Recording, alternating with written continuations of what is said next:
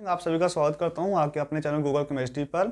जैसे कि हमने अपने लास्ट लेक्चर में जो पढ़ा था वो क्या पढ़ा था हमने, कैरेक्टरिस्टिक्स ऑफ मैटर। हमने पढ़ा था कि मैटर कॉन्टिन्यूस होता है, ठीक है, और जो मैटर है उसके जो पार्टिकल्स होते हैं वो दूसरे को अट्रैक्ट करते हैं एक दूसरे को।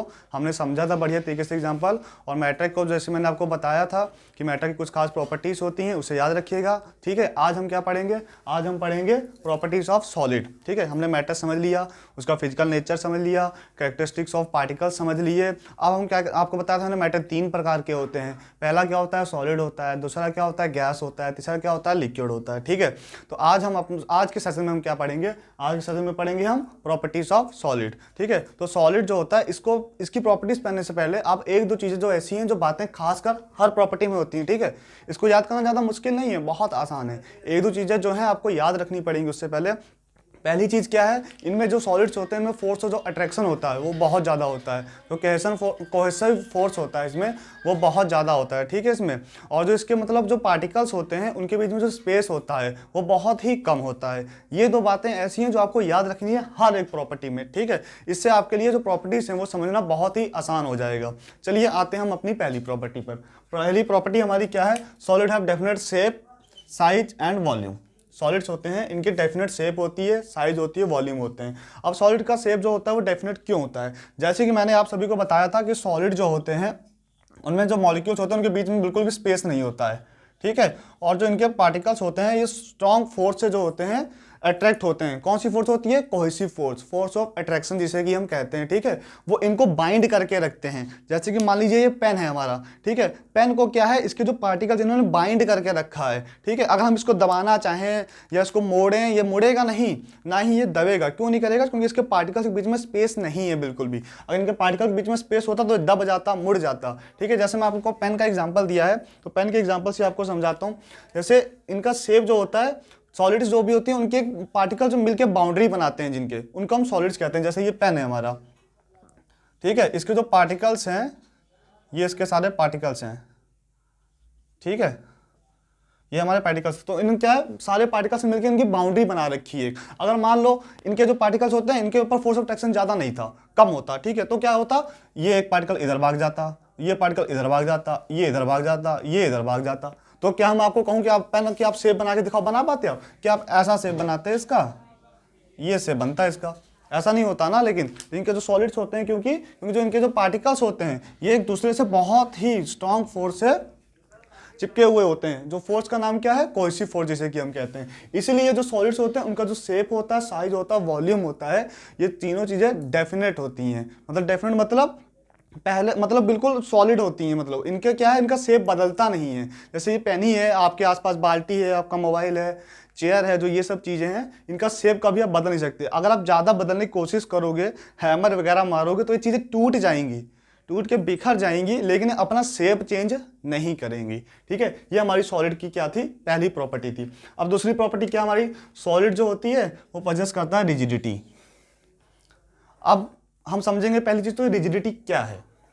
रिजिडिटी होती है, ये क्या है, रिजिडिटी मतलब होता है कुछ चीज़ ठोस, ठोस चीज़ को कहते हैं रिजिडिटी। जैसे ये पेन है, जैसे हम इसको दबा रहा हूँ मैं, ठीक है, तो ये क्या दब रहा है, नहीं दब रहा है। क्यों नहीं दब रहा है, क्योंकि ये रिजिड है, इसके पार्टिकल्स बीच में स्पेस नहीं है, इनमें फोर्स ऑफ अट्रैक्शन बहुत ज़्यादा है, इसलिए क्या है, यह दब नहीं रहा है। इसलिए रिजिडिटी वर्ड का मतलब यही होता है जो कोई चीज़ ठोस हो। जैसे जैसे आपके घर पे टेबल रखी है, टेबल को आप स्ट्रॉन्ग टेबल है जो, उस पर दबाओगे तो नहीं दबेगी। क्यों नहीं दबेगी, क्योंकि वो रिजिड है। अब ज़्यादा ही भार डाल दोगे, हथौड़ा मारोगे, उस पर टूट जाएगी वो, लेकिन वो दब के क्या अपना शेप चेंज करेगी, नहीं करेगी।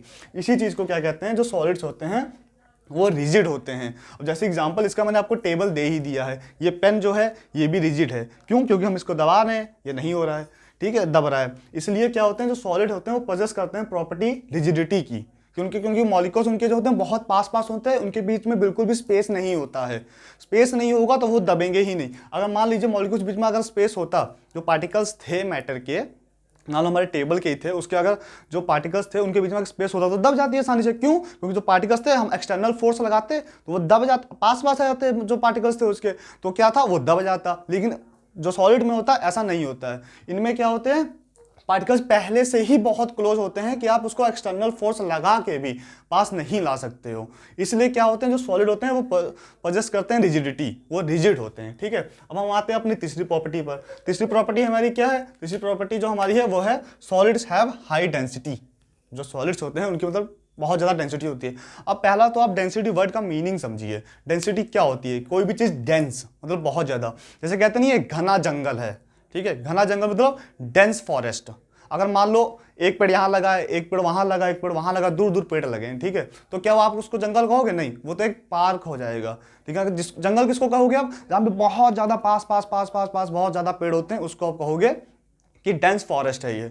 ठीक है, उसको आप जंगल कहोगे। तो डेंसिटी वर्ड का मतलब क्या होता है कि कोई भी चीज़ डेंस, बहुत पास पास होना एक दूसरे को, उसी को कहते हैं डेंसिटी। और सॉलिड जो होते हैं हाई डेंसिटी कैसे होती है इनकी? जैसे मैंने आपको अभी अभी बताया ही, जो सॉलिड्स होते हैं, इनके जो मॉलिक्यूल्स होते हैं वो बहुत पास पास होते हैं एक दूसरे के, और इनके बीच में कोई भी स्पेस नहीं होता है। अब मैंने आपको जैसे डेंसिटी वर्ड का मीनिंग ही बताया अभी जस्ट, कि जो जिस चीज़ के बीच में कोई जगह नहीं है तो वो चीज़ क्या है? डेंस है। जैसे सॉलिड्स की बात हाई डेंसिटी है। क्यों हाई डेंसिटी है? क्योंकि इनके जो पार्टिकल्स हैं उनके बीच में जो स्पेसेस होते हैं, इंटर पार्टिकल स्पेसेस, वो नहीं है। इनके बीच में फोर्स ऑफ अट्रैक्शन बहुत ज़्यादा है। ठीक है, इसलिए क्या होती है? सॉलिड्स की डेंसिटी ज़्यादा होती है। अब हम पढ़ेंगे solid do not fill the container. ठीक है, सॉलिड क्या है? वो कंटेनर को फिल नहीं करेगा। कैसे कंटेनर को फिल नहीं करेगा वो? जैसे मैं आपको बताऊं, एक आप जैसे जग लीजिए, ठीक है, अगर आप उसमें एक टॉफ़ी है, जैसे टॉफ़ी क्या है? सॉलिड है। ठीक है, उसको आपने क्या किया? डाल दिया जग में, डाल दिया। क्या उसने पूरा जग घेरा? या नीचे जाके जग में फैल गई? नीचे लेयर में जितनी जगह पे आपने उसको रखा वो उतनी जगह ही ली उसने। ठीक है, उतनी जगह पे वो रही। अब उसको 1 दिन छोड़ दो आप, 10 दिन छोड़ दो, 15 दिन छोड़ दो, 20 दिन छोड़ दो आप, कितने भी दिन छोड़ लो, क्या वो बढ़ जाएगी? क्या वो जग को फिल करेगी? नहीं करेगी। कोई भी कंटेनर जो होगा उससे मान लो अगर आप टॉफी रख दे रहे हो तो क्या वो फिल करेगी उसको? नहीं करेगी। क्यों नहीं करेगी? क्योंकि जो सॉलिड्स होते हैं फिल कंटेनर नहीं करते हैं। क्यों नहीं करते हैं ये भी तो समझना है। इसीलिए नहीं करते हैं क्योंकि जो सॉलिड्स होते हैं उनके पार्टिकल जो होते हैं वो एक दूसरे से फोर्स ऑफ अट्रैक्शन के जरिए बहुत तगड़े तरीके से, बहुत जोर से, मतलब एक दूसरे से बाइंड होते हैं। ठीक है, उनको कोई अलग अलग नहीं कर सकता, वो फैलते नहीं हैं। इसीलिए क्या होते हैं? वो कंटेनर को फिल नहीं करते हैं। अब मान लो जैसे लिक्विड ले लोगे आप, लिक्विड लोगे आप, जैसे आप उसको बाल्टी में डालोगे वो पूरी लेयर में नीचे फैल जाएगा। क्यों फैल जाएगा? उसके जो पार्टिकल्स होते हैं वो थोड़ा सा दूर दूर पे होते हैं। सॉलिड्स के मुकाबले जो उसकी लिक्विड की डेंसिटी होती है वो कम होती है। क्यों कम होती है? क्योंकि जो उनके पार्टिकल्स होते हैं वो एक दूसरे से थोड़ा गैप पे होते हैं, वो थोड़ा मूव कर सकते हैं। और सॉलिड्स के पार्टिकल्स होते हैं, जैसे मैंने आपको बताया था कि पार्टिकल्स का नेचर होता है मूव करना। तो आप क्या कहोगे सर, अभी आपने बताया कि ये मूव नहीं कर पाएंगे, इनके बीच में फोर्स ऑफ अट्रैक्शन बहुत ज़्यादा है, तो आपने ये कैसे कह दिया कि ये मूव करते हैं? मूव करते हैं, मैंने ये कहा मूव करते हैं। सॉलिड के पार्टिकल्स भी मूव करते हैं। कैसे करते हैं? जैसे मान लो आप बहुत ज़्यादा एक दूसरे के पास पास खड़े हो, भीड़ है, ठीक है, तो आप इधर से उधर नहीं जा पा रहे हो, लेकिन क्या आप अपनी जगह पे तो कूद फांद कर सकते हो ना? वहाँ पे तो कूद फांद कर ही सकते हो आप। तो ये वही करते हैं, ये अपनी जगह पे वाइब्रेट होते रहते हैं, ऊपर नीचे अपनी जगह पे वाइब्रेट होते रहते हैं। मूवमेंट तो ये करते हैं, ठीक है, ये अपनी ही जगह पे वाइब्रेट होते रहते हैं, इधर से उधर नहीं जा पाते फोर्स ऑफ अट्रैक्शन के कारण, लेकिन अपनी जगह पे ही ये मूवमेंट अपना दिखाते हैं और उसी जगह पे ये वाइब्रेट होते रहते हैं। ठीक है, अब हमारा जैसे मैंने बताया solid do not fill the container, ये मैंने आपको समझा ही दिया कि जो सॉलिड्स होते हैं वो कंटेनर को फिल नहीं करते हैं, क्योंकि जो उनके पार्टिकल्स होते हैं वो बहुत ज़्यादा पास पास होते हैं एक दूसरे के, इसलिए फैलते नहीं हैं, इसलिए वो कंटेनर को फिल नहीं करते हैं। ठीक है, ये वाली हमारी प्रॉपर्टी हो गई। अब हमारा क्या है? Solids are not compressible. Compressible मतलब क्या है? अब बताइए मुझे, कंप्रेसिबल का जो मतलब होता है क्या होता है? कंप्रेसिबल मतलब जो कोई भी चीज जो दब जाए, ठीक है, कोई भी चीज जो दब जाए उसे हम कहते हैं कंप्रेसिबल। वो चीज क्या है? कंप्रेसिबल है। जैसे मान लीजिए कोई भी जैसे कपड़ा है उसको आप दबा दिए तो क्या है? वो कंप्रेसिबल है। लेकिन क्या है, ये जो जैसे पेन है, अगर मैं कहूँ आप इसको दबाओ, क्या आप इसको दबा पाओगे? आपके पास पेन रखा होगा, आप कोशिश करके देख लीजिए, क्या आप पेन को दबा पाओगे? नहीं दबा पाओगे। क्यों नहीं दबा पाओगे? क्योंकि ये कंप्रेसिबल नहीं होते हैं। और क्यों नहीं होते हैं कंप्रेसिबल?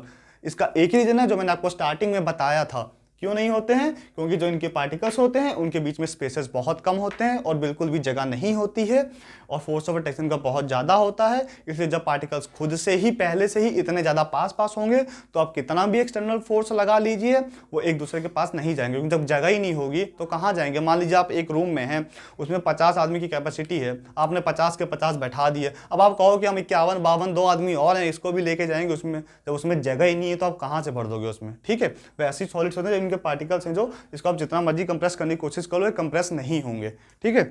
ये दबेंगे नहीं। क्यों नहीं दबेंगे? क्योंकि इनकी बीच में जो स्पेस है वो है ही नहीं बिल्कुल भी, ठीक है। इनके बीच में फोर्स ऑफ अट्रैक्शन बहुत ज़्यादा है। अब आपको कहोगे सर जो स्पॉन्ज होता है वो भी तो सॉलिड होता है, वो तो दब जाता है, आप कैसे कहोगे? तो वो क्या है, वो अलग टाइप का है। जो वो सॉलिड है वो अलग टाइप का सॉलिड है, ठीक है। उसे हम कहेंगे प्लास्टिक सॉलिड। उसमें क्या होता है, जैसे पोर्स होते हैं, ठीक है।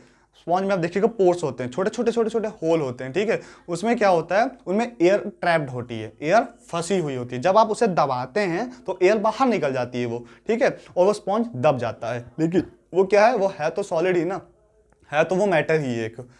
लेकिन दबता क्यों है? वो दबता सिर्फ इसलिए है क्योंकि उनके पीछे छोटे छोटे होल्स होते हैं और उन्हें हम कहते हैं प्लास्टिक सॉलिड। ऐसे ही एक और होते हैं, वो होते हैं इलास्टिक सॉलिड। अब इलास्टिक सॉलिड क्या होते हैं, जैसे मैंने आपको पहले स्टेप में बताया था कि सॉलिड का डेफिनेट शेप होता है, साइज होता है, वॉल्यूम होती है। किसी भी चीज़ को आप दबाओगे वो दबेगी नहीं, ठीक है, और अपना साइज वो मतलब मेंटेन रखती है। लेकिन इलास्टिक सॉलिड्स क्या होते हैं, जैसे आपका रबड़ बैंड है, ठीक है। रबड़ बैंड क्या होता है कि वो पकड़ा आपने, उसको आप खींचा तो खिंच जाएगा, ठीक है, खिंच जाएगा। लेकिन जब जैसे ही आप छोड़ोगे वो वापस रीगेन कर लेगा अपना साइज, जो भी उसका साइज होता है उसको रीगेन कर लेगा वो, ठीक है। तो ऐसे सॉलिड्स को हम क्या कहते हैं, इलास्टिक सॉलिड्स, ठीक है। आते हैं वो भी मैटर में ही है, क्योंकि सॉलिड्स के भी कई प्रकार होते हैं। वो होते हैं हमारे इलास्टिक सॉलिड्स जो अपना शेप रीगेन कर लें, उसे हम कहते हैं इलास्टिक सॉलिड्स, ठीक है। अब हम अगला पॉइंट पढ़ेंगे, सॉलिड्स आर नॉट कंप्रेसिबल। ये मैंने आपको समझा दिया। ये जो सॉलिड्स होते हैं ये कंप्रेसिबल नहीं होते हैं। कैसे नहीं होते हैं? पार्टिकल्स इनके बहुत पास पास होते हैं, स्पेस इनके बीच में बहुत कम होता है, इसलिए कंप्रेसिबल नहीं होते हैं। अब हमारे क्या जो सॉलिड है do not possess the property of diffusion. जो हमारे सॉलिड्स हैं ये पजेस नहीं करते हैं प्रॉपर्टी डिफ्यूजन की। अब पहला तो समझिए आप डिफ्यूजन क्या होता है। कोई भी चीज़ को अगर आप पास में ला रहे हैं, कॉन्टैक्ट में ला रहे हैं और वो एक दूसरे में इंटरमिक्स हो जा रहा है तो उसे हम कहते हैं डिफ्यूजन। जैसे कि आप घर पे ट्राई करके देखिएगा, आप एक बीकर में, ग्लास में पानी लीजिएगा थोड़ा सा, ठीक है, उससे आप इंक जो है कांटेक्ट में लाइएगा या कोई भी लिक्विड आप उनके खाली कांटेक्ट में लाइएगा, आपको कुछ नहीं करना है। जैसे ग्लास में आपने क्या किया, आपने एक ग्लास में क्या लिया, पानी ले लिया और इसमें खाली आपने इंक की एक बूंद गिरा दी, खाली आप कांटेक्ट में ला दिया, आपने इसको हिलाया नहीं, स्टाइल नहीं किया, कुछ नहीं किया, ये खुद ही गई उसमें और पूरे में जाके मिक्स हो गई।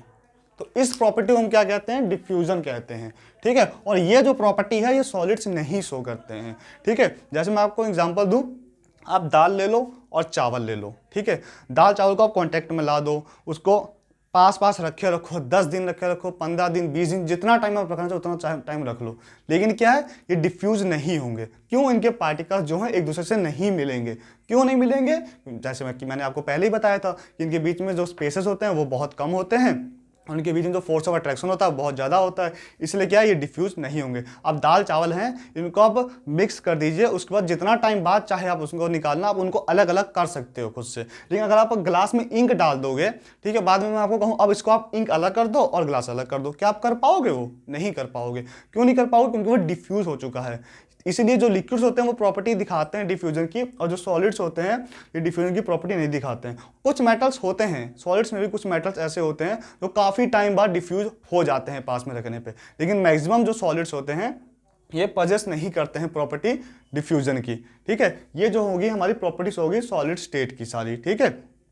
उम्मीद करता हूँ सबको समझ में आया होगा। जैसे रिवाइज कर लें एक बार, solid have definite shape, size and volume. मैंने आपको समझाया कि कैसे उनका शेप जो होता है डेफिनेट होता है, उनके पार्टिकल्स बहुत पास पास होते हैं, ठीक है। सॉलिड पजेस रिजिडिटी, रिजिडिटी का मैंने आपको मीनिंग बताया कि जो चीज़ ना दबे उसे हम रिजिडिटी कहते हैं, रिजिड ठोस चीज़ को कहते हैं रिजिडिटी। सॉलिड पजेस नहीं करते हैं, जैसे कि पेन हो गया, टेबल हो गया, सब कुछ हो गया, ठीक है। और हम सॉलिड क्यों पढ़ते हैं ज़्यादातर? तो आप सोच रहे होंगे सॉलिड पढ़ रहे हैं, क्यों पढ़ते हैं ज़्यादातर? हम इसलिए पढ़ते हैं क्योंकि हमारे जो मतलब डेली प्रोसेस है, लाइफ के प्रोसेस, उसमें ज़्यादातर चीज़ें जो हमारी यूज होती हैं सब सॉलिड ही होती हैं। वो मैक्सिमम चीज़ें आप यूज करते हैं जो उसे हम क्या कहते हैं, सॉलिड्स ही कहते हैं, इसीलिए हम सॉलिड्स को पढ़ते हैं, ठीक है। सॉलिड क्या है, उनके पास डेंसिटी ज़्यादा होती है क्योंकि वो बहुत पास पास होते हैं, डेंस होते हैं, इसलिए उनकी डेंसिटी ज़्यादा होती है। सॉलिड जो होते हैं do not fill the container, container fill नहीं करेंगे। जैसे मैंने आपको एग्जांपल दिया, आप एक टॉफ़ी डाल दीजिएगा उसमें कंटेनर में, जितना टाइम चाहे हो आप उतना टाइम रख के देख लीजिएगा, वो फिल नहीं करेगा कंटेनर को, ठीक है। और सॉलिड जो आर जो कंप्रेसिबल नहीं होते हैं, ये कंप्रेस नहीं होते हैं, दबते नहीं हैं, ठीक है। सॉलिड जो होते हैं do not possess the property of diffusion, solid diffuse नहीं होते हैं। जैसे मैंने आपको दाल और चावल का एग्जांपल दिया, आप उनको पास पास रख दीजिए,